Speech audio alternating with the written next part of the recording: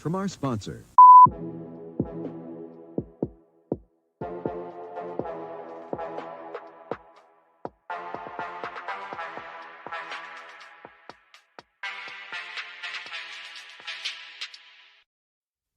Orion. Good afternoon, everybody. This is that was flawless.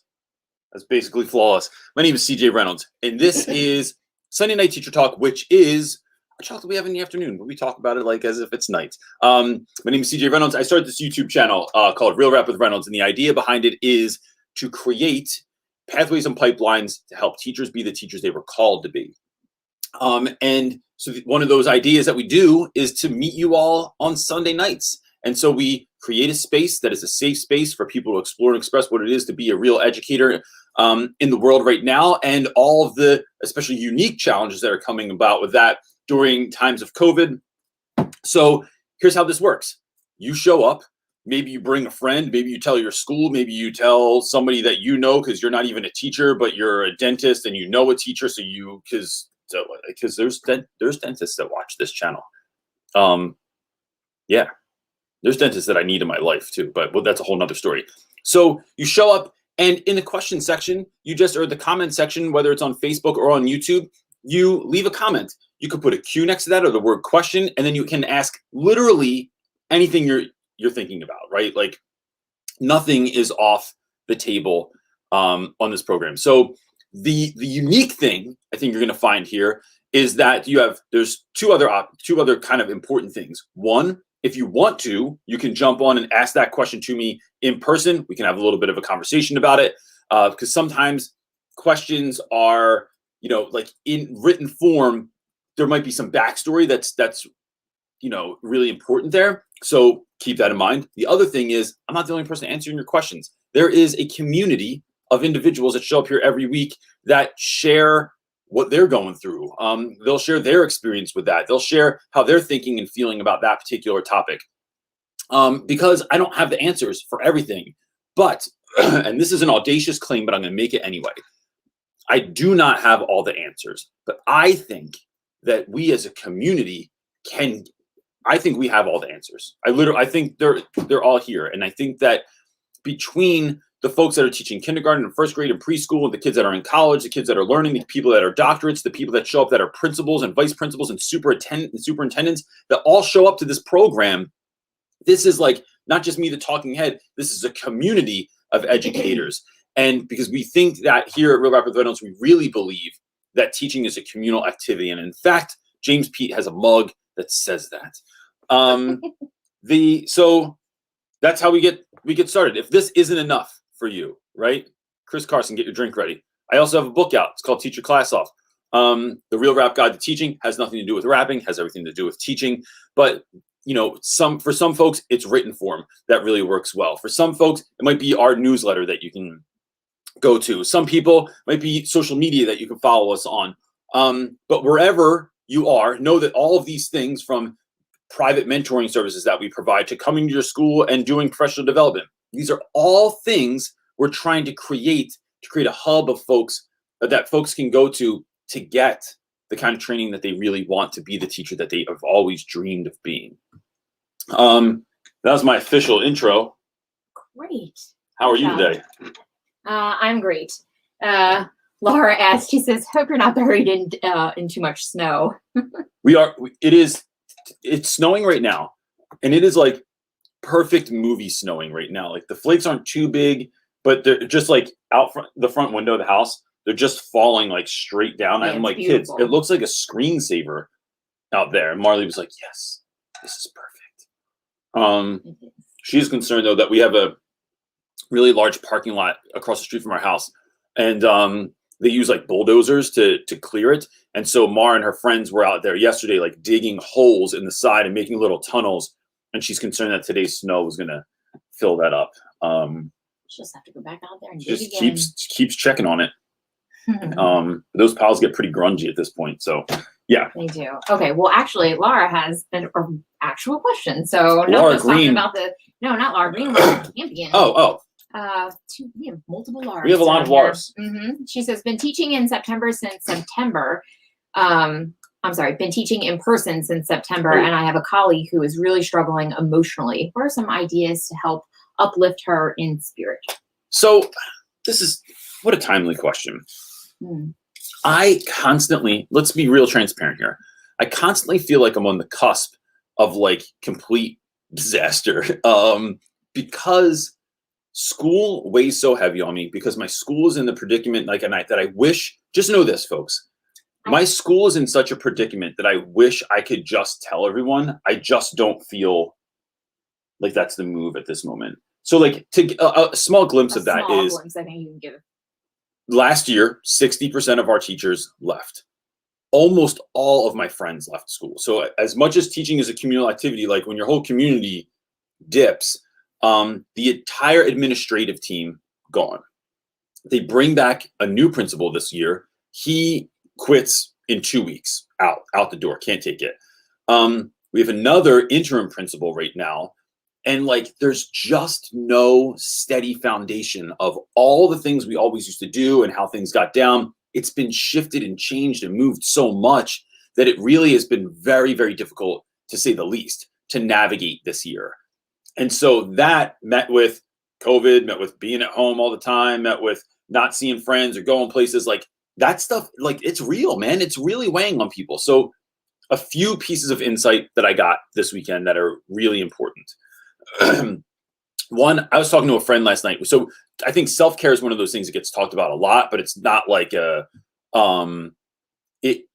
can seem like putting a Band-Aid on a broken arm. But what a friend of mine was saying that for him, he's like, oh yeah, I do like these certain things like every so many weeks. Like I go away for a day. He gets like an Airbnb somewhere just by himself. His wife does the same thing. For just one day, they'll go away for, like, just go hiking for the day by themselves from morning till night, or stay a night somewhere. And the release that comes from that especially those of us with kids, like my house is never quiet, never, ever quiet. It's always loud. You can't tell that right now because I have my kids like plugged into the Matrix right now in the other room.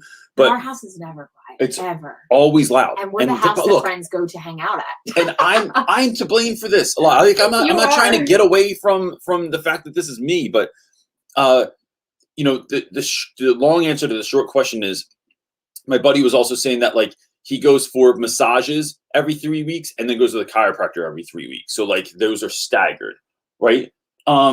We were talking about like my wife started getting acupuncture recently. So here's what I'm getting at.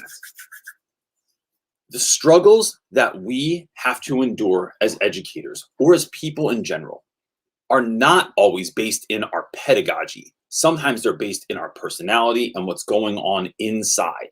And so if we can, in fact, take care of ourselves, right, in ways that are going to really shake the dust, right? Like as Anis Mojgani would say, I think those are the things that help us to go back into the classroom better. That there are days, I was talking to a group of friends recently, and we were all meeting up on Friday night for a Zoom meeting. I know they're great people. I knew it was going to be fun. I just didn't feel like it. But I forced myself to do it, and it made all the difference. It like made my whole weekend better because it was just like talking with people and laughing and carrying on and telling stupid stories and sharing things and, you know, about when you were young. And it was so life-giving that I think we in this moment are forgetting how important that stuff is. It just seems like a nice to have. It's one of those things like in Italy, I love that they say that wine is a grocery. It's not a luxury. It's like just a thing you do. And I'm like, yeah, like what's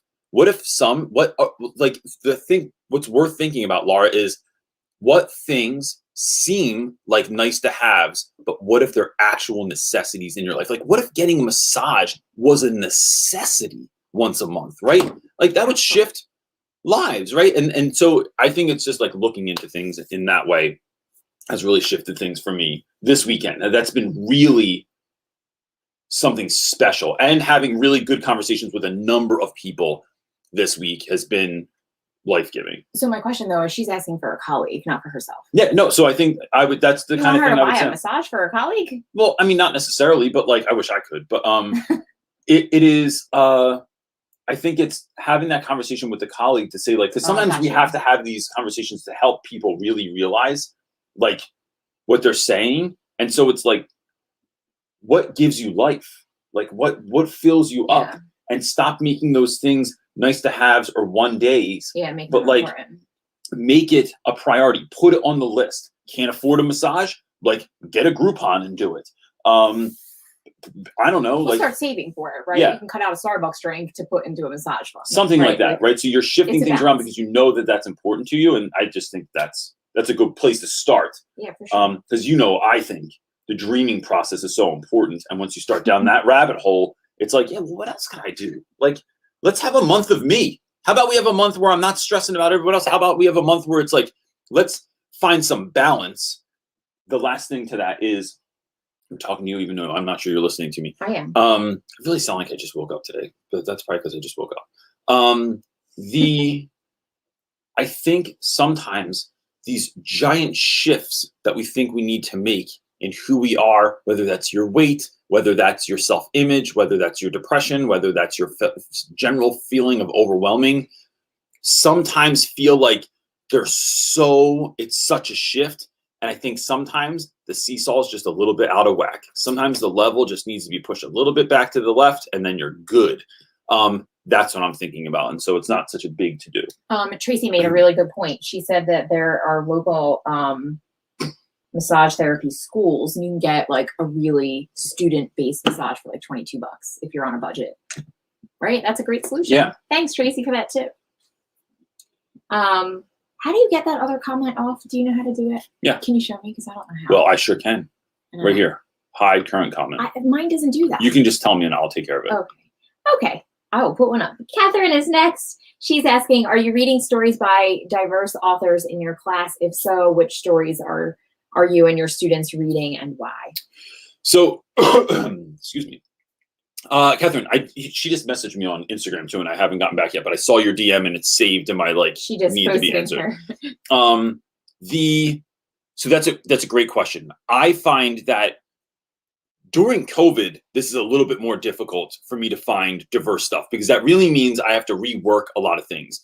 One of the ways I meet diversity and so let me be clear about what I'm talking about when I'm talking about that. In my mind, creating looking at diverse authors means looking at people that my students can identify with and folks that they like can see themselves in, stories they can see themselves in. That doesn't, for those of you that know, I teach in West Philadelphia. My students are mostly Black and brown, and they're all males, right? So that doesn't mean just Black authors, just Black protagonists or antagonists in a story. What it could mean is also female protagonists that share a story. So like, so one of the stories that we've read in the past for many, many years is Persepolis, the graphic novel.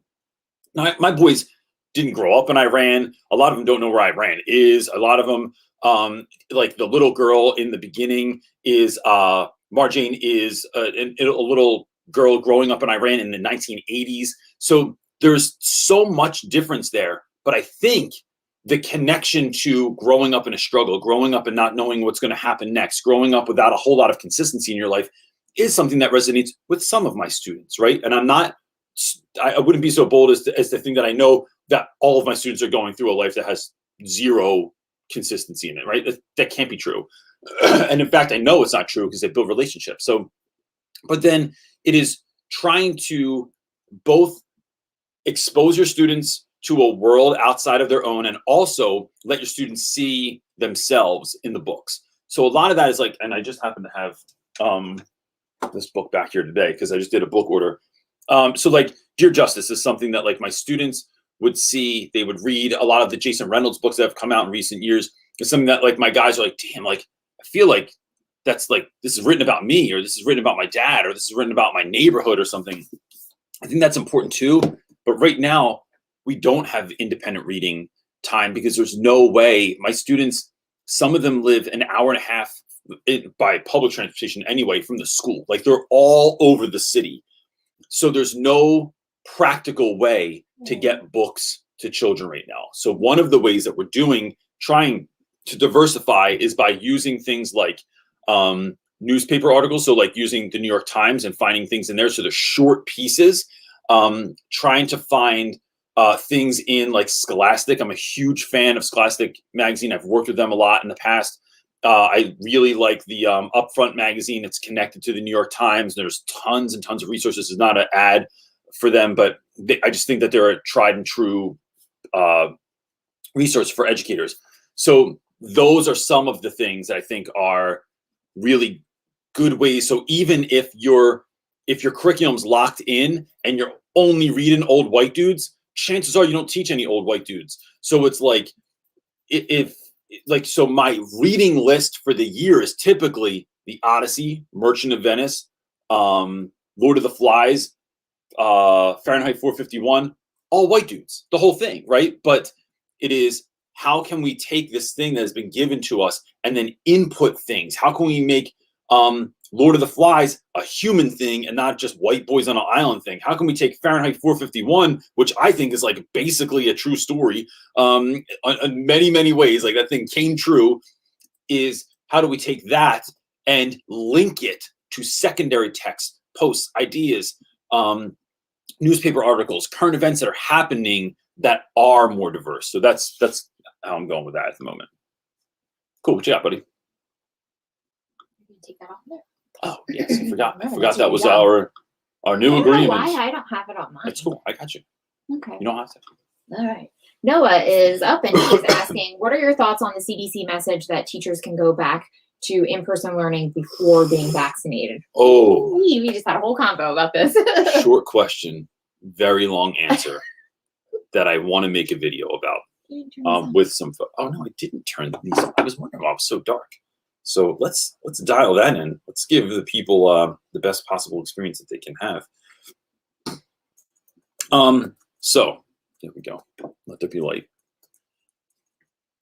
I think the idea of sending educators, calling educators things like essential workers and making them go back to work, that decision could only be made by people that aren't teachers. That decision can only be made by people that don't work with young people. That decision is misinformed on a level that if you go to a school that has plenty of room, that can successfully fit students in a classroom that are 6 feet apart, that has the ventilation system to be able to deal with that. But when you have students, and if I think about me, and I know that there's tons of other people in the world that are in classrooms that are the same as mine or that are in worse condition than mine, where you cannot leave the windows open. You can't teach with the door open because there's so much stuff going on outside that no one could ever pay attention if they do. As a matter of fact, on my door in my room, I have this little tiny slit. You've seen my videos, a little tiny window, and I have it covered over with poster board that I custom fit, and it has like a little eye flap, so you look like you're in Scooby-Doo. You got to check out there before you let anybody in, and it actually says, look through the hole before you let people in, because dudes want to just come and chill in my class sometimes, and it upsets things. So we don't have the ventilation system. We don't have the room. We don't have ways to get students safely to school. So if schools are cool, but I got a dude that has to take an 1.5 to 2 hour bus to the train to the bus to walk down to my school in Philadelphia, those are all moments where these students that don't have access to a school bus, because in Philly, the school bus is public transportation unless you're a special education student that requires personal transportation. That if they are going to send these kids in, that kids we know are the main transmitters of this virus, then put teachers at harm that may be caring for people that have, like I have family members that I help to take care of that do not have an immune system. It's like basically gone. And so when we put folks in those predicaments, we put children in those situations, we are saying that education is more important. Here's what we're really saying. We're also really saying that it is as always, the kids that fall in the lower part of the socioeconomic scale are the ones that are going to get hurt by this. It is Black and brown children, or let's do it. Black and brown children and students that come from rural areas that do not have health insurance, that are being raised by their grandparents, that are in foster care. Like there's all these things that could be disrupted by this. And you know why we're doing it? We're really doing it, I think, let's get on this pedestal, because school in the last 12 months has tried to take the school model and fit it into the virtual world. And we're realizing that that doesn't work. It is a broken system already, but by the grace of teachers that have figured out a way to make this thing keep going every year, now they put the virtual thing on our plate. They're realizing that teachers are burning out, that students are burning out, that school is in fact social, emotional well-being for our students. It is body, mind, and spirit in schools. That when we are ignoring that stuff or saying, this isn't working, we need to go back to school so that all of our kids don't fail. Bro, this isn't working because we're not working it, because we're not thinking about new, innovative, cool ways to do stuff. Instead, we're making kids sit on a computer for 8 hours a day during class doing, and Kahoot was fun for the first couple of weeks. It's not fun anymore. So it's like, I think the better move is literally, I literally was dreaming about this morning as I was sitting quietly and praying. I was thinking about, what if schools just said, teachers, you're the professionals. Do whatever you need to do and let us know what you need to do the job that needs to be done. We're not getting through this unscathed, right? It's an imperfect moment in culture, and we were already working an imperfect system. But what if we gave teachers the ability to do whatever was necessary to engage their students and to infuse them with a sense of knowing that this is all for something, that this is actually worth something, that this is actually exciting. Like, I just think that would be a game changer. So that's a little bit of what I'm thinking about that. But interesting thing, I read an article this morning about a school that did just that. They realized that model for sitting for kids for I don't know how many classes kids take, I forget, all day, like, isn't going to do it. So what they did is they start their school morning instead of like 7:45 like they normally would. I think they start at 9:15, and that extra time is just for teachers to like plan, prep, and that sort of thing. And they made a bunch of other like adjustments. I think they're doing, like, kids just have less classes. They reduced, they took it and said, okay, what can we do with the new model? Because the old one's just not going to fit. And they made some slight adjustments. And I just thought that was so smart. So instead, our school, for instance, has been overly homogenizing everything. Where like they're bringing in outside curriculum by like Pearson to say that this is what's going to do. And I have nothing against Pearson. I've worked with some very big companies that have some like that this thing works for these kids. But nothing in education. I say this all the time. It says it, like I talk about in the book. School was created for vanilla children, right? Meaning for the average kid, right? Some kids can just go to school and it's not so bad. They figure stuff out. They're successful. They don't get bullied. It's happy. Like, they don't really mind it. But what about all the other kids that this doesn't fit for? So the idea that any curriculum would be a blanket over any school is asinine, because all students learn differently, and we have to be able to move and shake things. It is the reason that you don't have a playlist on an iPod at your wedding. You have to have a DJ, because they got to read the room. Because if the same jams rocked every person, it'd be easy. DJs wouldn't even exist. But you have to have DJs that can read the room, see what's rocking this side of the room, see what's rocking that side of the room, see what's getting people hyped, see what's getting people to buy more drinks, come back on, take off their shirts, and they're going nuts because they're waving their napkins in the air, and it's a party in here. But if we with the exception of alcohol, I think that scenario works for school. You shouldn't serve alcohol in school. Mr. James Pete is next. My man. Don't forget to take that comment down. I will. James Pete, I'm going to take this comment down first so it doesn't look like you are commenting like that. Hey, well, listen. I'm coming in firing, man. You got me all fired up. Okay, so hold on. First of all, I don't know. You mentioned something about teaching as a community. By the way, Jen, this is the best mug of all time. It's so good, isn't it? It's a great heavy mug. I love it.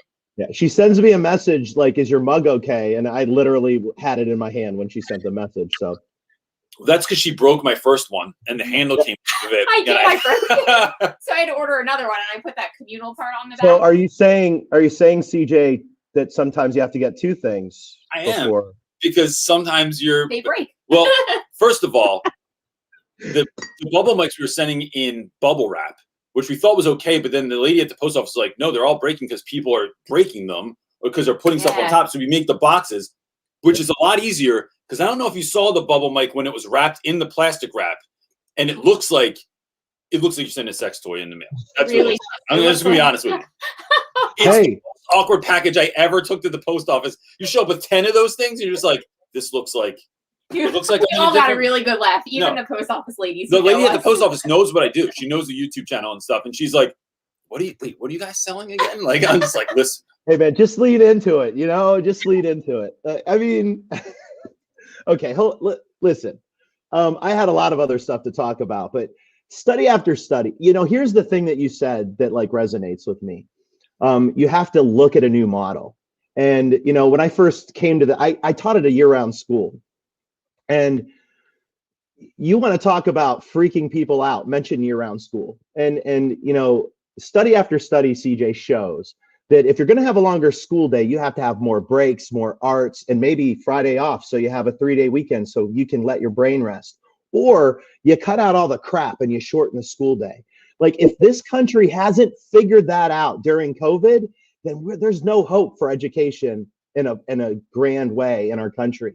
And I think people spend so much time splitting teachers apart that and this is what I love about every Sunday. And maybe I don't have a question and maybe I can get off soon, but I just need to say, CJ, like this is what, like, we need to come together. And I'm not talking about union stuff and I'm not talking about any of that, but we need to come together and understand that we now as a force can let the politicians know this is what will work, not only during COVID, but when we come out of COVID, because we have all these kids with learning loss right now. And we need to reset, because if we don't reset, we're going to have these tests by Pearson, by the way. Don't even get me started on that. We have these tests that are set up so that fifth graders measure at a fifth grade level. What the hell is a fifth grade level now? Like, what does that look like? So I just, and then, what I wanted to talk about today was I had this epiphany this week because I think COVID has made me forget about what it is to be a teacher. I'm so busy trying to cram. We teach in these strange half days. I'm trying to cram a full days of stuff in an hour and 10 minutes that I forgot. Like, you almost forget you're a human being, so I spent Friday on my knees out in the hallway so that I teach in elementary school, so that as kindergartners and first graders would walk by me, I had bubbles. I didn't have the bubble mic. I had these little things. I was just throwing bubbles their way, just so these little kids saw like someone their size just being happy. And I spent Friday, I ditched everything. And we spent Friday just being human beings. And we talked about Valentine's Day. I got quarantine Valentines over here. Like, I guess my question to you was like, what are you doing to like humanize like being on cyber? Because I know you're online, but maybe the bigger question is it's more of a statement. Like, everybody who's watching this, like tomorrow, like everybody just go in or turn on the computer and just find a way to show your kids that like we're all these human beings just trying to figure it out. And I don't want it to be about like, get grace. People keep saying that to the point where that's almost like noise in your ear. But maybe the grace is understanding that some teachers have to hold kids accountable because they haven't been accountable all year. And some teachers need to say, okay, it's okay not to do your homework. Both can fit. And I don't know. This is a big mess of a conversation, but I agree with everything you just said. And maybe that's going to be the theme this week, is just, resetting everything. Yeah. So that's really important.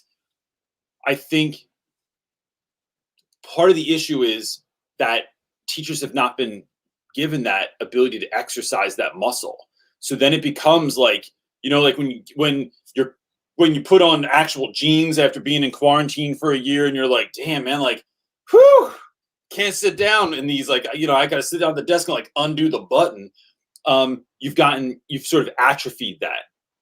I think one of the things that folks could think about is like, how are you doing that for 5 minutes tomorrow? how are the kids coming in? And like the other day, like real simple stuff. And I made a joke about Kahoot, or a statement about Kahoot, because I really am like, all right, Kahoot was really rad for a minute, but like, we did a Kahoot the other day that was just about the NFL. It was like, hey, it's Friday.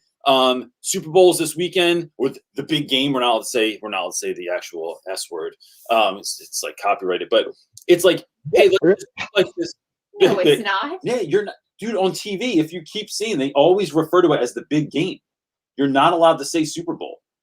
Why? Yeah, like on Roku right now, it says watch the big game today, because they're not allowed to say watch the Super Bowl.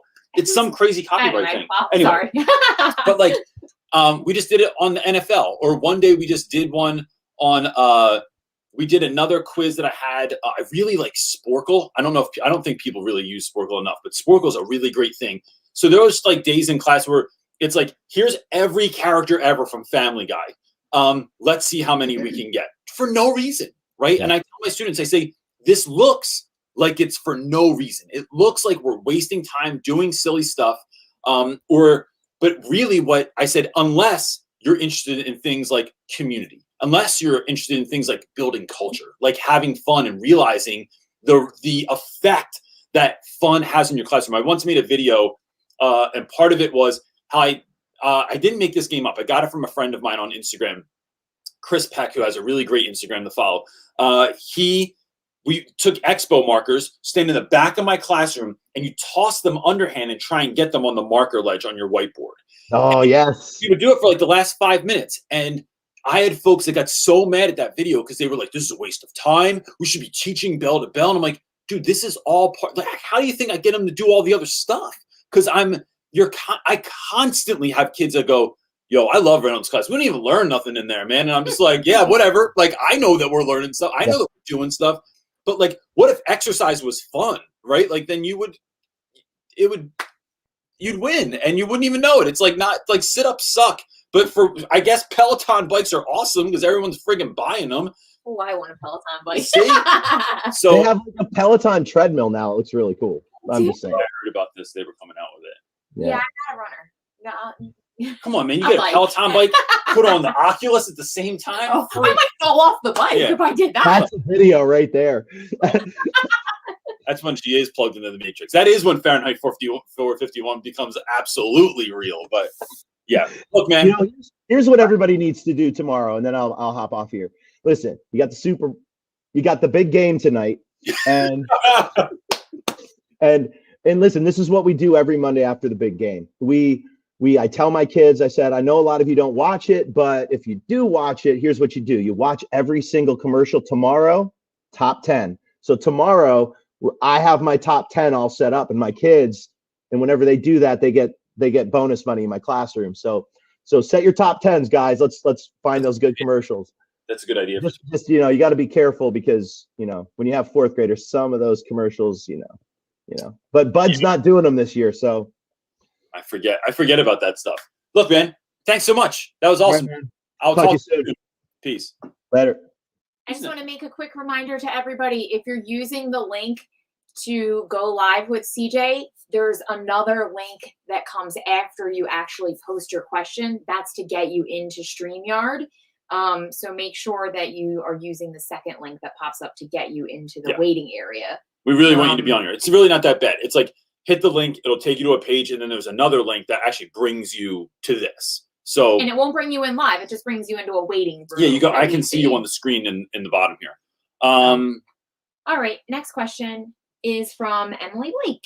And she's saying, hi Reynolds, I'm a senior studying elementary education, and I have following you for quite some time. Love your videos. I am planning on student teaching this fall in Ohio, but I feel like this semester is when I need to really be going the extra mile to prepare to become more versatile and experienced. What would you recommend I do to get prepared now, despite the current pandemic? First of all, I really like all of Emily's pictures in the background there. Mm-hmm.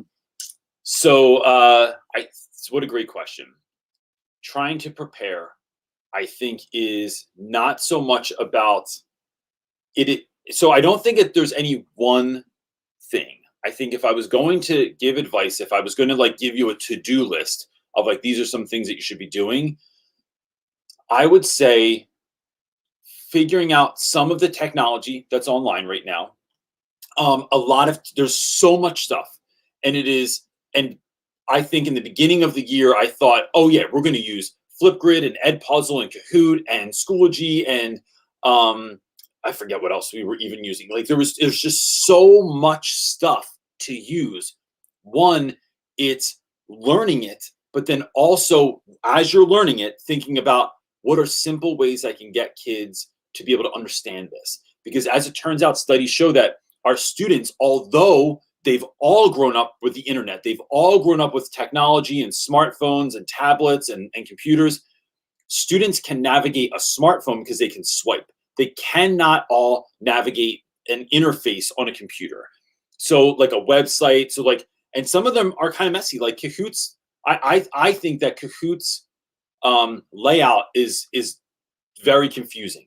So that when you go on there, it's like, well, where do I find the search bar? Oh, you got to click this thing up here, and then the drop down comes down, and then I have to hit discover, but that's not that, you're using your own language. And it's not really intuitive.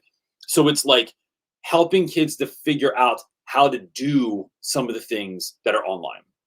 The other thing is I would really start diving into students that have learning needs that are different than those that can really be accommodated by traditional like teaching methods on virtual teaching. So what that means is some kids, you can go on virtual, you like tell them what they need to know, tell them what they need to do. You walk through the steps, show them where the answers go and stuff like that.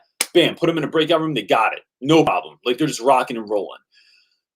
The other thing is, what do you do with students that are struggling because they have dyslexia, dysgraphia? They are on a much lower reading level than everybody else in their class.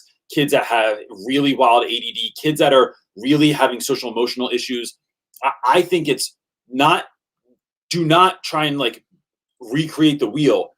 It's connecting with people that are already in classrooms like the ones that you'll be in that are finding ways to help students find success. And I think that one of the ways to do that is, I'm just going to say the Facebook group, I think, and I'll put this up here for those of you that are interested. I think the Facebook group is, how come that's not happening? See, now? I don't know why it's that like does choosing, it's like choosing its own adventure. But anyway, if you go to Facebook and search Real Rap with Reynolds Teacher Talk, there are 4,000 people in there. That is like, it's not 1 million people, but it's 4,000 people that are all crazy like us that are in there that are trying to do good stuff. And so asking like, hey, what are ways that you're finding that you can meet the needs of students with learning differences this year? That I think is huge. And then the third thing is, just like we were talking about earlier, what are ways that, look, like my pastor just said this in a sermon this morning, that, how did he say it? That confrontation, that like challenges are a part of life. They're just going to show up. Crisis. Right? Crisis is inevitable. That's what he said. Crisis is inevitable. But how can you become the person that can handle it with ease? How do you become the person that can take a punch, spit the blood out, and keep going? That's what we're kind of doing is creating teachers ourselves. We're building ourselves up so that we can handle these things, because how can we teach our students to do that if we can't do it ourselves? So it's about building that muscle too.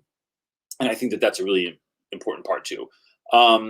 Yeah. And then let me add one more on there real quick. How can you have fun with this, right? Like teaching, I just think the fun piece is so important, because like, was Mary Poppins wrong when she said a spoonful of sugar helps the medicine go down? That like school doesn't have to be this like grimy, gritty, we're going to learn, we're going to test these kids, we're going to do this thing, it's going to be hard. It could be like, you could take a jog with a smile. You could go to the gym with a friend. You could ride a bike and have fun, or you could just get after it. And so I just think that like, I don't think it has to be one or the other. I think that you can have fun. And I think just dreaming about ways you can do that is a fun activity. What you got? All right. Am I talking to this person next? Because I'm stoked. No, not this. yet. All But right, I am excited about. I'm coming for you, Freckles. I see you, Will. Hold on, you're there. I see you. First, we're going to answer Vanessa's question. Yeah. She's asking, I'm a high school social studies teacher and have a first-year special ed teacher in my classroom. How can I best support her? She just graduated in December and is getting the hang of things. First of all, can we talk about Vanessa's profile picture? That is awesome. a pug Marley with would love wings that. and a unicorn. I feel like our daughter has a shirt with that. I feel like No, she's a kitty. Right- I think right she now- wore yesterday. It was a cat with a unicorn on it. right now, Little Space Cat Freckles porn. is going, I have a tattoo with that on my back of a pug with a unicorn. So, all right. So I think one is listening. It is listening to people and finding out what their needs are and just letting them be what they are and then trying to help them meet those needs. I think the best thing, so I would argue, I'll say this for me, I don't like doing, you're the best person in the world. You're the best wife in the world. You just discounted like how many wives in the world. Like, come on. Like I like when people do that, I'm just like, wow, that was a pretty audacious comment. But for me, I had the best student teaching like teacher that I was connected with that could have been there for me. The reason why was he let me take over early, he let me fail fast, and he helped me to get up when I did. So by the second week of student teaching, so that first week is just like collecting information from students, doing who am I. It's like there's not a whole lot of learning going on. But that second week we jumped in full force, and I was given my first 2 classes out of a 5-class set that he had that were all mine the whole time. And so that was like, damn, oh, all right, this has got real quick. That was awesome. Then I was allowed to try stuff and fail. I was allowed to try anything, do anything, go anywhere, be anyone that I needed to be for these students. And then when I failed, he would literally sit in the back of class, write copious notes and say, all right, look, let's learn from this. Here's what I saw today. Here's what you did. Here's what you didn't do. Here's where you were. Here's where you were not. These are some things that need to be taken care of. For the next class, I just want to see you try and do these 3 things. So it was like sizable chunks that I could plan for, that I could develop, that I could shift and change. And that was really, really helpful to me as well. And then I think just the fact that he just cared so much about the fact that he wanted me to be a good teacher, like, and just wasn't afraid to share anything. He shared all the tips and tricks and secrets, and like we would have dinners together and go out for lunch together. And it was just like, it felt like a real bond. Like we were really like becoming lifelong friends. And nobody, not college, not a teacher I had before, no one has impacted who I've become as an educator as much as Nick Sicaria from Winslow Township High School in New Jersey. The end. I hate that we cannot get a hold of him. No, and I don't know. He like disappeared off the face of the earth. I think he just got old. He was tired of everyone knowing. He was tired of being locally famous. He was like, I'm out. I live in a cave. I know. What you got? Who's next? Just hold on a second. You got it. I need a minute. You can take a minute.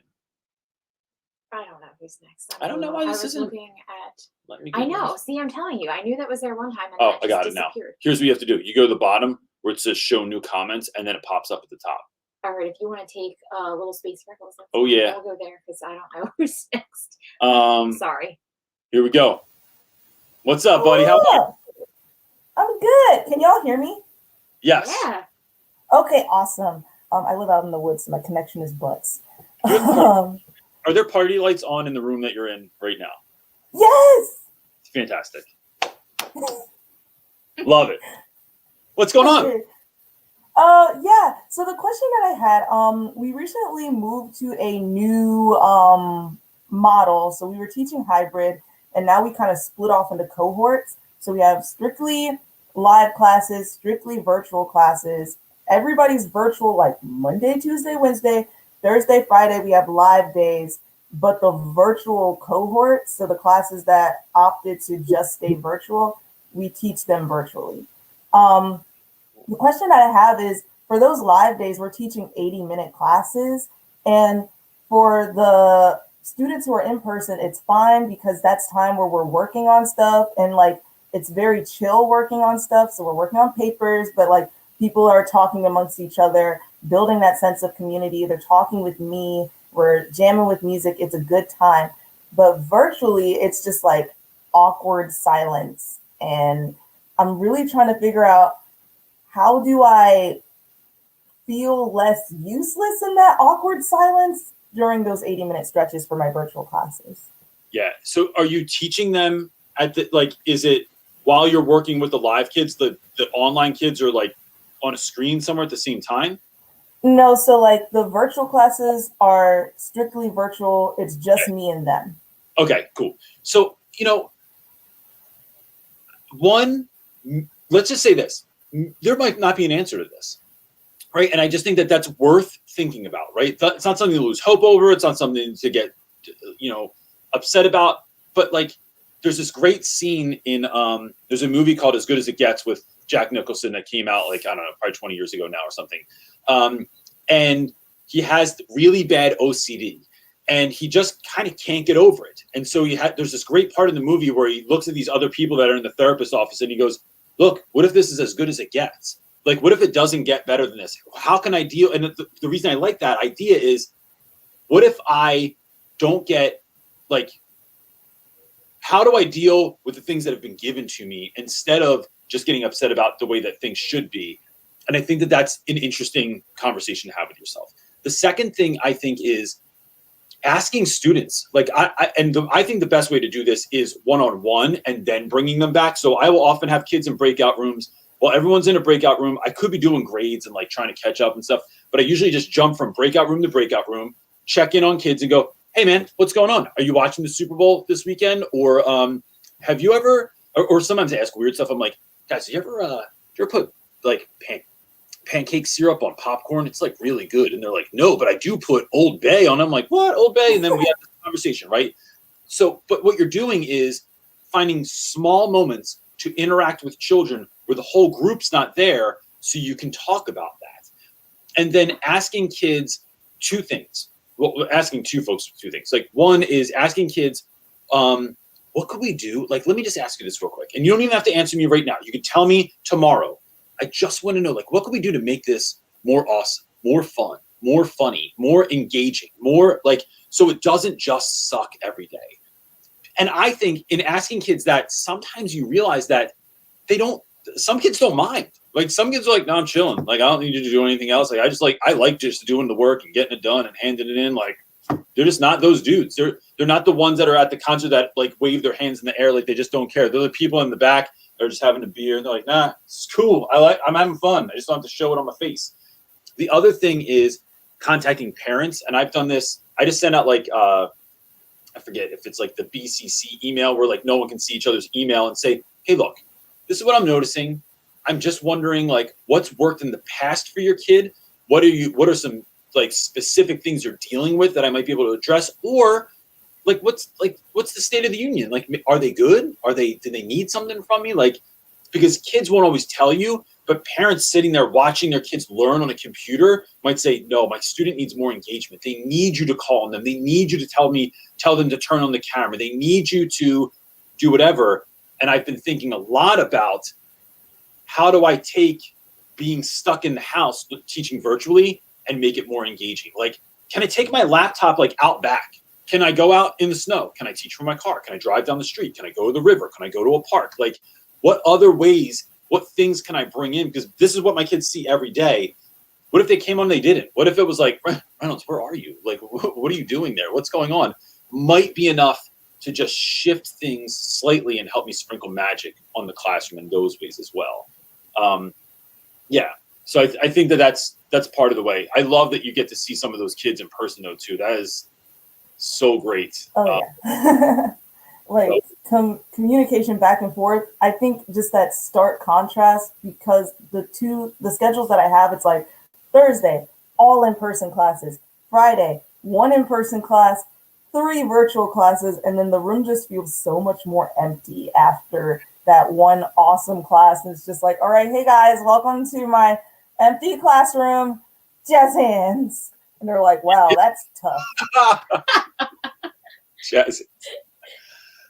Look, if you come up with some stuff, if anything works, like, make sure you share it with us, because we like, it's the question everybody wants the answer to right now. So if you figure out even some ingredients to the secret sauce, like let us know. Yeah. What it is. One thing I found out, and I'll leave with this. One thing that I did find out, and you've kind of already been doing it already, is to just keep things incredibly weird for no reason. And I have 15-year-olds. And so just very stark contrast to things that they would normally think about. When was it? Friday. My last class of the day, they were like, what's the difference between tone and mood? And I was like, oh boy, do I have a video for you. So I hopped on YouTube, pulled out, if you've ever listened to Korn, pulled out the very aggressive yelling screamo part of Freak on a Leash, and was just like, okay, how does this make you feel? How do you think they felt when they wrote this? That's our difference between tone and mood. And it was able to just kind of wake them up a little bit after being just dead inside for 20 minutes straight. So that was really cool. I like that was the example you used. I used Barry White when I did it. Because I just taught that last week also. And I was like, oh yeah. I'm like, you're trying to create. I said, mood is vibe, man. It's creating the vibe. Like, so someone's coming over the house, whether you want to have a party, whether you're in the club, whether you're in a roller skating rink, right? You want to create the vibe, and you got the lights going and the disco balls on and the right jams are on. Like, you're trying to create that vibe. And then the tone is the sultry way that Barry White like speaks, that you're just like, oh, damn, you know, you might 900 pounds and like, you know, have it, you know, you've had the same slick back do for the last 40 years. You look like, you know, super bad, but like, still, it's something about the way you say things, man. It just makes me want to go, yeah, sounds a good idea. Yeah, so I appreciate that. That's the way you went. It's like the complete opposite. I think playing both of those in a class would be like, let's talk about the difference between the two of the mood in both movies. So, hey, man, I'm glad that you came on. It's always great to see you. You're such a fantastic human being. And you're one of those people that I'm like, yo, if we taught in the same school, people would be like, yo, the whole third floor is weird. Like, I don't know what's going on up there. Like, you would amplify each other's weird. I think it would. Yeah. It would make it you like mentioned unicorns, and I was like, oh yeah, I do have a unicorn. Can you just be my daughter's teacher? That's what everyone. She seriously would. We'd have to live in the woods though, which sounds perfect. We want to go there too. Anyway, look, I already live in the woods. I know. That's what we're saying. Like, that's our move. Next move is to get out of the city and to be. I want to live on a farm, but yeah, we'll definitely have woods. But thank you so much for coming on and spraying some of your awesomeness. I appreciate it. I will see you. Peace. She's fantastic. Amanda is next. She can ask her own question too. I can read it too. Sure. What's up, Amanda? How are you? I'm good. How are you, CJ? Doing great. Thank you. I'm really excited to be on your show. I've been watching you. I normally watch you on Monday mornings. I have an hour-long commute, and I just bought your book, so I'm excited to be on your show. Love it. But we've been virtual, so I guess I've missed a lot because this is the first time that I've seen this feature. Only been around for a bit. Like, we had to figure out a way to do it, but it helps sometimes because sometimes I read a question, I'm like, wait, what? Like, I don't know what you're in. I don't know. Like it just helps to have a little bit more. And it's fun to see people. Like you. I don't know what people look like, right? Their profile picture is a donkey or something like that, and I'm like, oh wait, look, you're not Kermit the Frog. Like, you're an actual human being. So it's really fun. It's been fun. So can you tell us where you're at? Where you beaming in from? Yeah, I live in New Jersey, Ocean County. Oh. Yeah, so not too far. Awesome. Yeah, I know you guys are in Cherry Hill, right? We're in right outside Philadelphia, right near like Gloucester City, New Jersey. Okay. Yeah. But we have been all virtual since March, so we're coming up to a year. And I think like a lot of teachers, I felt at the end of last year that my work was kind of incomplete and I didn't really get a chance to say goodbye. And now we just finished our first semester, and we switched students. So we got, they switched classes. We got new students. And again, I feel like it's very incomplete. And now I think I went through like a little bit where I was really upset saying goodbye to these kids. I felt like my work wasn't done. And then we got these new students, and I just kind of feel like I need to figure out a way to re-energize and to make these connections while I still am battling with my own worries with this pandemic. I teach in the resource room. I teach Algebra 1 and Algebra 2. And one of my classes, I have 4 kids in, which is the smallest I've ever had. And I was really excited about that because I thought that I would be able to make these relationships. And it's all seniors. And I've been having a problem getting them to show up because the kids are feeling the same way, that they're not feeling energized. They're not feeling motivated. And, one day I had 1 kid. Another day, everybody came in a half hour late. So it's been kind of a struggle to start to get to know these kids while I'm still kind of thinking about, kids that I felt kind of incomplete with. Yeah. So when you say, what's the total number of students that you would have in a class, like if everyone showed up? So in that class, it's 4. My resource classes, they max out at 9. Okay. But yeah, if everybody showed up, it would be 4.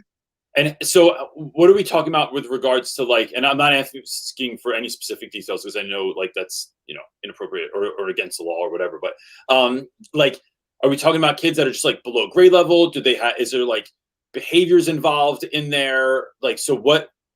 Yeah, like, it could be any mix. Sometimes it's, that they have some sort of a discrepancy between, their IQ and their performance.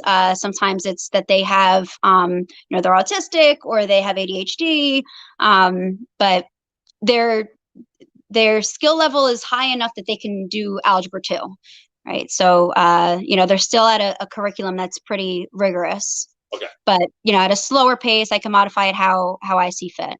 Okay. So, the reason I ask is because I just think that's like students that are in the special ed programs are the kids that are being the most severely hit by this in mass, right? Like there are, of course, other kids that like there's something going on at home that just makes home like not a safe space to be in. I wish they could be in school, but it's hard.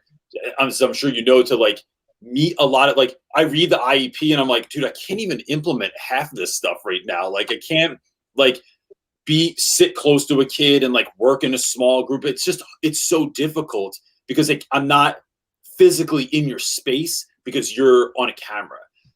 One of the ways, especially with seniors, that I found that has worked is, I think a lot of the students don't do work because they don't think that there's a reason to, that they've lost hope, that they've lost a sense of like, why would I do this? If I'm not getting graduation, there's no prom, I can't play football this year, I can't play basketball.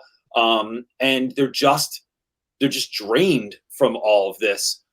It is helping to infuse kids with a sense of why, that I think if we can get them to remember why we're doing this, like we're not learning algebra just to learn algebra so that you can like, I don't know, if you're on Jeopardy one day and you can be like, oh, actually this is the answer to that.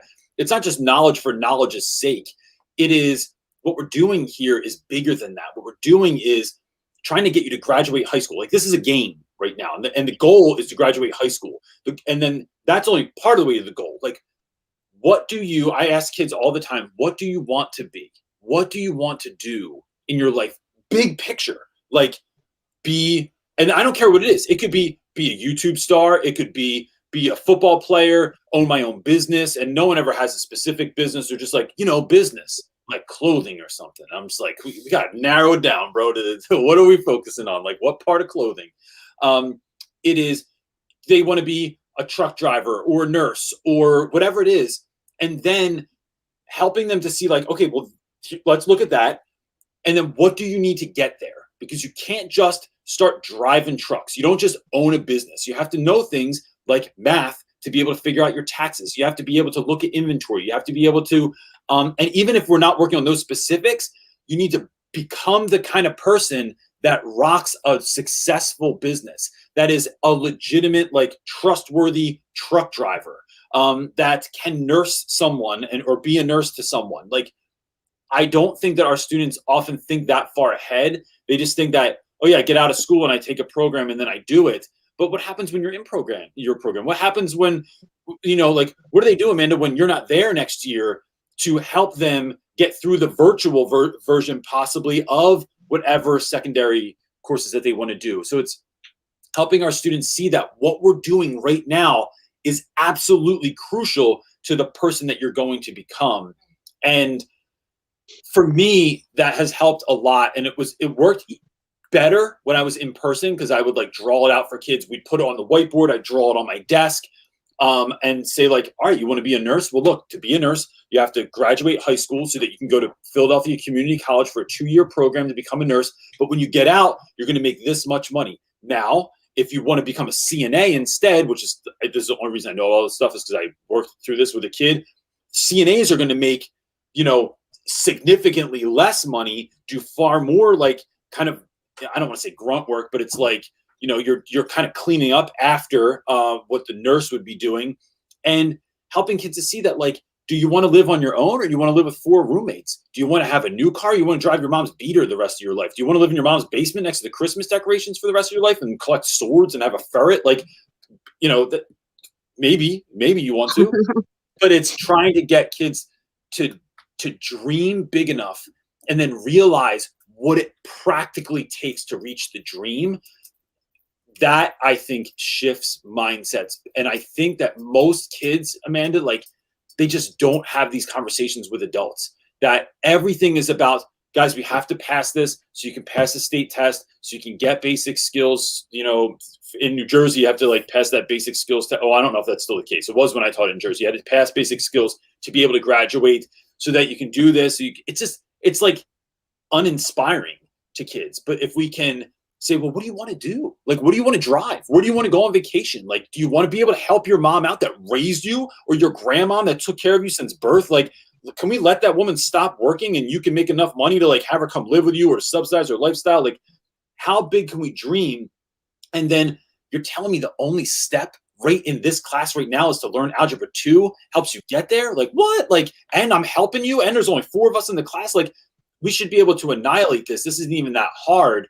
So yeah, I mean, at this point, I feel like we had a snow day on Monday, right? We changed semesters. Friday was the last day of the last semester. So then Monday we had a snow day, and which I kind of think is silly to begin with, that we're all virtual and we had a snow day. But so we started the semester on Tuesday. So it's really only day 4. But I mean, there's one kid that I haven't met yet. There's a lot of kids that, they show up for a couple of minutes.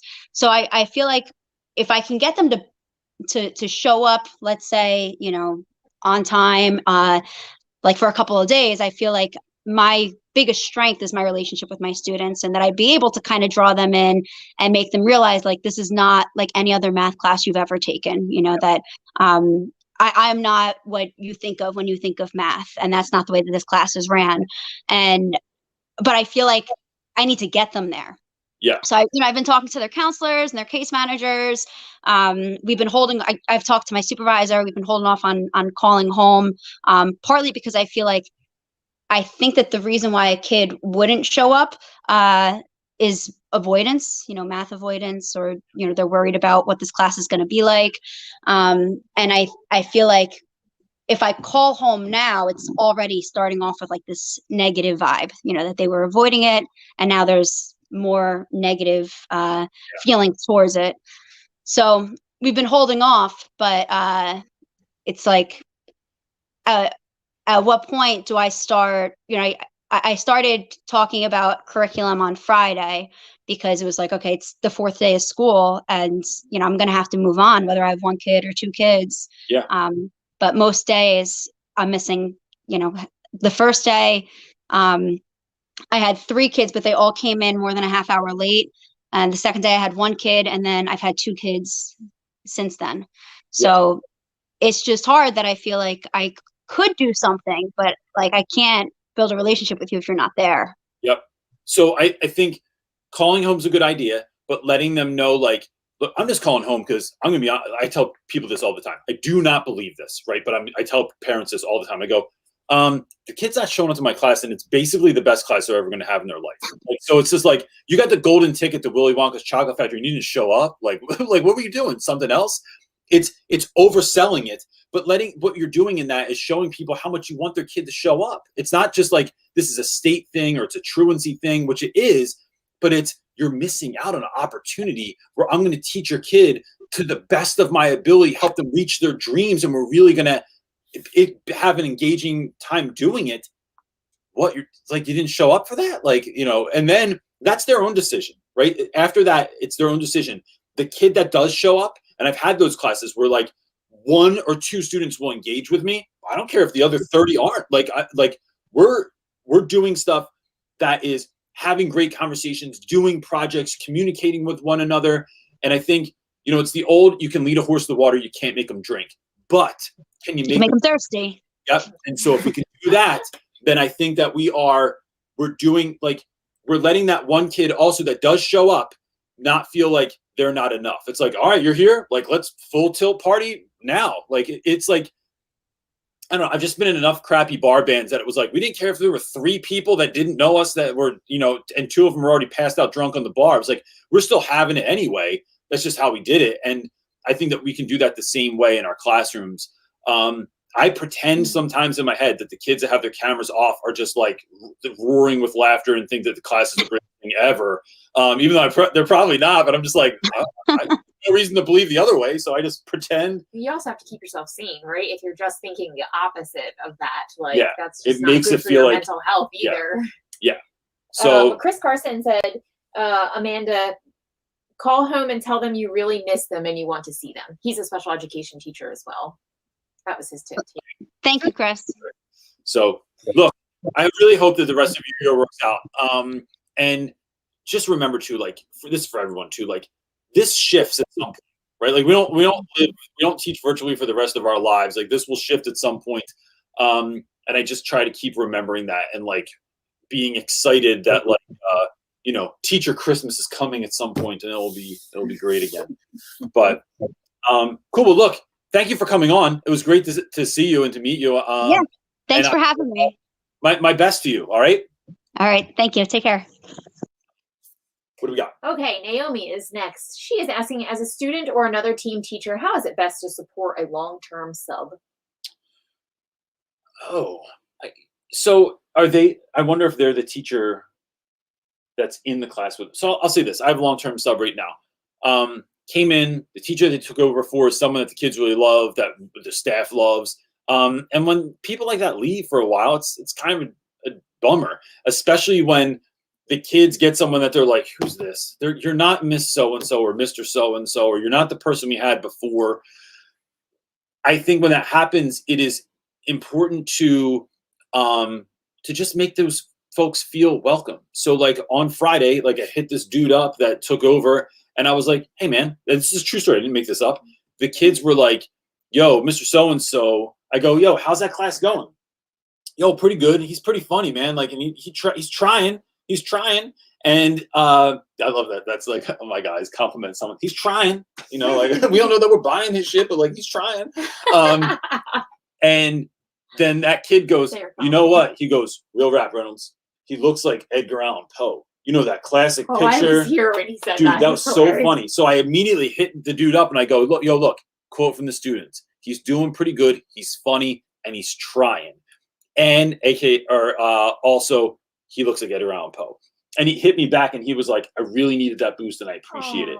I think it's those little things that let someone know that's new, know that they are still part of the community, still part of the family, and still worth our time and effort, even though they're only going to be here for a short amount of time. What you got? That's it? That's too short. Where's the next? Yes, well, I'll find the question. I mean, but our every next other one is answer has been 5 minutes long Team today.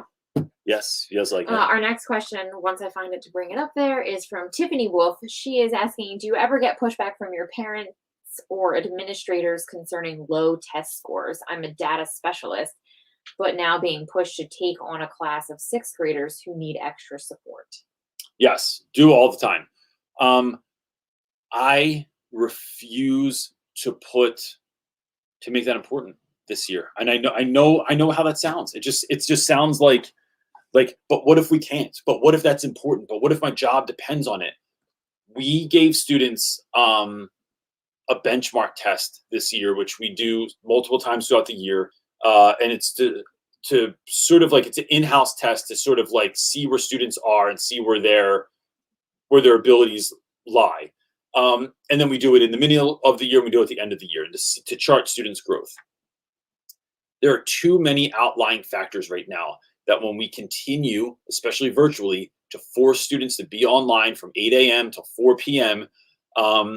And I mean, you guys know, man, like, you know that when someone unmutes and you're like, Edmund, you never talk, man. Come on, give me something. Let me hear your answer. Like, you say it out loud, and they unmute, and you hear the madness of their household behind them because they have to be in the living room with everyone else because they don't have strong enough internet, and them and their 4 siblings are all using the same internet Wi-Fi stream and all Zooming, which is really pulling from it, and mom and dad are working from home, and somebody's watching the TV. Like, there's too much going on for us to say, oh yeah, we can make this the least restrictive environment for your child to learn and to take an assessment. Like, when that student, especially if they have something like ADHD or really need to focus because they have dyslexia, when we would typically put them in a small room to be able to sit with the teacher and 2 other students, to be in that small, quiet class space. And now what? Like, you have to sit on your couch while your little sister's science teacher's doing an experiment and talking about something. It's just like, it is measuring things in the wrong way. I don't necessarily know what the right way is. I don't always have the right answer, but I definitely can tell when something is wrong, right? And, you know, I hope I can. But I think that's just one of those moments of like, you can keep doing assessments, but it's just not putting as much emphasis on those things. It is, I think, putting emphasis on, are you showing up every day? Are you engaging with the class? Are you trying? Are you at least doing some work, even if you're failing, and then meeting the kids where they are and bringing them up to where they need to be this year as best we can? It's like, look, the ship is sinking, but like, are we going to be able to get it to the beach so that we can assess the problem, fix the ship, and then set back out on our course going forward? I just think that that's the game. What you got? Excellent. You're gonna love this person's name. Ozma Mir. No. Moth socks. What's that? Oh, yeah, they gave us a super chat. Thank you. Thank you very much. I couldn't see the name on here. Yeah. It's funny that you can. That's wonderful. Is it an actual comment? I appreciate that. Thank you. Question? They did, but we'll do that one first. Okay, Moth Socks is saying, Reynolds, I'm starting my teaching course in September to teach high school art. Do you have any good tips on making a good first impression with the kids and some good icebreakers? First of all, you win the name of the day. I don't know the origin story behind that, but I'm just pretending that it's the most amazing thing ever. It's just funny. Or her name is really Moth Socks. Could be possible also. Then you just have a really funny but cool name. Yeah. So, all right. I think high school art is so fascinating because it can just go anywhere. You could like basically get away. It's like one of the reasons I love teaching English is I can talk about everything and then turn it into curriculum. Like, it's like, oh yeah, we're talking about whatever hot topic is going on now, and put it under the guise of like critical thinking. Oh, Rick Ross got in trouble with something. Oh yeah, let's talk about that in class. Oh, Uzi's new album came out. Oh, everyone's watching some new show. Like, oh, we're watching Cobra Kai. Yeah, let's watch that episode and like talk about juxtaposition. I just think it like offers you the ability to do a ton of stuff. I think the greatest gift you can tell your students on the first day of school is 2 things. I want to be here. I love this job. I'm excited about being here. And that sounds so dumb, but I literally in my life from kindergarten to college have never had a teacher tell me, no, I want to be here. I'm stoked. I love this stuff. I'm excited about this. And not to say that they don't exist. I just never had any of them in my classes. I think saying that, and because I also say a lot, my friend Hannah says that love is a verb, that you can tell someone you love them or you can show them you love them, but they're not necessarily the same thing. I think teaching is the same way. We can tell kids, like we can just show them we're excited or we can tell them we're excited, but I think both matter. Guys, girls, everybody here, I'm super stoked to be here. I love this job. I love being your teacher and I can't wait to get into it this year. That's one of the things. And then the other thing is to find out the most stuff that you can find out about your students. So I don't do icebreakers. I'm not an icebreaker kind of guy, but I do. I think I talk about this in the book. to I do this thing called a life map in the beginning of the year, and I think it is the best thing. I haven't changed it for years because it just yields the best results. Have your students create an art project, PowerPoint slide, something that is, I want to know the top 10 moments in your life between birth and now that made you into the individual that you have become. And I do this every year where I talk to kids about the things that have made me who I was. And some of those are happy and some of them are sad. And some of them are, like I graduated high school, first male in my family to ever graduate high school. But my dad died when I was 4. My mom died when I was younger, but I learned how to play music and that changed my life drastically. Traveling and living in Africa for a while, staying in a monastery, wanting to become a clown, the first time I got a car and the freedom that they give me. It's talking about all those things. Your students will share things with you that your staff members will go, how do you know that about them? Oh, we did a project in class and they told me. Like, I just created space for kids to explore and express who they are and what they're about. The end. I think that will serve you the best. So best of luck to you. Moth socks. Awesome. Do you see that comment anywhere? Oh, never mind. I found it. Okay, so Asma is first of all, let's preface this because we're probably saying your name wrong. Yeah, and if I'm you've really not been on here before, we're all terrible with vowels. Really bad with vowels. Dyslexia is a thing in our house. Yeah, and when there's too many vowels involved, we can't do it. So, and I'm auditory too. So like if I hear something, if I hear a piece of music, I can play a piece of music. I can't always read a piece of music. So anyway, I just want you to know that. They are asking, I turned down a scientist position to teach this group. I just don't want to let them down first time teaching. Oh, I thought it was a question. I don't know if it is, but you can give some advice. No. There was they had another one on here, I thought. I don't think so. Chemist finishing alternative certification program. Oh. Just got my first job in hybrid tech, chem/physics next week. Can you give me some tips? Just my first job, hybrid teaching. All right. If you see it, throw it up there. Gotta throw up. Oh, wait, it's literally above. Yeah, right there. So I think. Why is mine not in the same order that yours is? Anyway. I don't know. Sorry. My computer's bigger. Therefore, better. So, gosh, coming in now in a year like this teaching,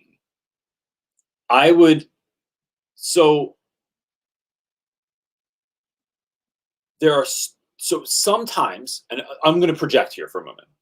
Sometimes folks that come from jobs like being a scientist, being a writer, being an editor or publisher, working at a museum or for something like I've known a lot of folks that have like worked for like Gettysburg and like the National Monument System and stuff like that. Sometimes their love of what they're talking about, what they're doing, isn't enough to inspire children. What you have to do is take what you're doing and make it cool to them. So I work with this dude who's a science teacher, and he's so good, like on a eerie level, because he loves science and he tells the kids all the time, like he just loves science. He's always talking about science, reading about science, learning new stuff about science, coming in talking about, guys, just learn this. And he's like kind of like a crazy professor about it. Like, I just learned this new thing. I just want to tell you guys about it. I'm so stoked about it. I love that. I think that is a core element. What does this mean to you is the bigger element, that it's not bigger. Those two things have to come together and work together. So it is letting kids know why you're here, how excited you are, just like I said to the last person, why you're here, like how excited you are to be doing this. But also, this is what this actually means. Like, you realize the real world, I'm losing words now because I'm talking too much. How this like sort of materializes into the real world, like what this means for us. So it's like hearing someone talk about neuroscience can be interesting. Hearing someone talk about the universe, hearing someone talk about like writing, but not realizing like what that actually means to me and how that's going to help me reach my dreams and find success in the world, or to be more interested in it. I think it's those couple of things. And then the other thing is starting this year now, like in the midst of possibly hybrid or virtual learning, it's difficult.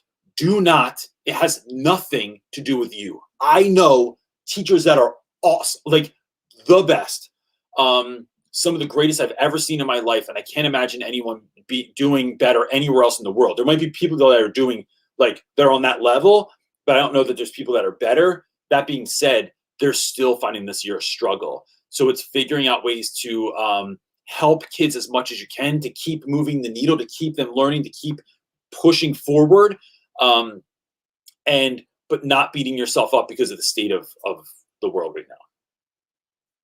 Best of luck to you, man. That's really exciting, and I hope it's fantastic for you. I was doing something else. I don't know where the comment is on StreamYard, but we're going to go with Enjoy Life is next, and this is our last question for the day. Reynolds, thanks for recommending. Can you share how you use it? I am recording segments, then having students watch it like an ed puzzle. Thank you. It's the most awkward thing to tell people that you're using too. What are you using in class lately? We're using Like, it's like, is that suggestive? Did you just make a pass at me? I don't know what happened. Or did you really like it? I don't know. Say the question one more time, because I was too busy thinking of jokes. It's not really a question. It was more of a comment, I guess. Oh, about using So if you guys have not used this yet, it's a really fun way to, like, sprinkle some magic on your Zoom. It is just called, like, type in and you'll find a couple M's and H and M's. Yeah. That was it? Yeah. Cool. Gang, look. 30. It's and the team's on here, so we gotta, and Laura Green's new to the team, that is actually making this train keep going. There's so many people. So I can't get this to go off now. Can you? Oh, see if on your side that'll work. So anyway, real quick, guys, before you go, I always say guys, because I swear it's because I teach all boys. I'm just used to saying, like, guys. I'm just thinking, what if February was the month of you? What if this was the month that you just poured into yourself? The month that you gave yourself a break, that you did something that was good for yourself, that you filled yourself up with joy, that you took a look, that when school was done at the end of the day, that you stopped, you enjoyed your kids, that you enjoyed your life, that you enjoyed the food and the wine that you're drinking and stuff more. Like, what if this was your month, so that you can then finish the year strong? I was just talking to someone last night that my number one relationship in the world is with my wife. Not even my kids. It's with my wife. And that my kids, when this goes well, they get to live out of the overflow of that love that I have. And so what happens when you love yourself like that? What happens when you love your spouse like that? And if everybody around you, because you're filling yourself up so much, they're living out of the overflow of your love. I just think that that's a really wonderful idea. And in a month like February, look, you don't even, and if that makes you feel uncomfortable, February is the shortest month of the year anyway. So you don't have to do it for that long. You only have 28 days, and like we're like a third of the way through it already. So that's my plan for this month, is to exhibit as much self-love as I can. I'm going to get off here. I'm going to go to the store and buy some snacks. I'm going to go watch the big game. The big game on my big ass TV that I will tell you about. I'm not talking about it yet. I'm not talking about. You're so terrible at keeping your mouth shut. Incredible new thing that I'm working on that provided me that we'll get there. You're such the terrible YouTuber that goes, I've got amazing stuff coming. Big secret coming up. Wait till you see. But anyway, that's it. Gang, you are the best. And I love that everyone's on here every week. It is literally the highlight of my week. And I will, we'll all see you next week, same time. Bring a friend. Sunday Night Teacher Talk. Peace.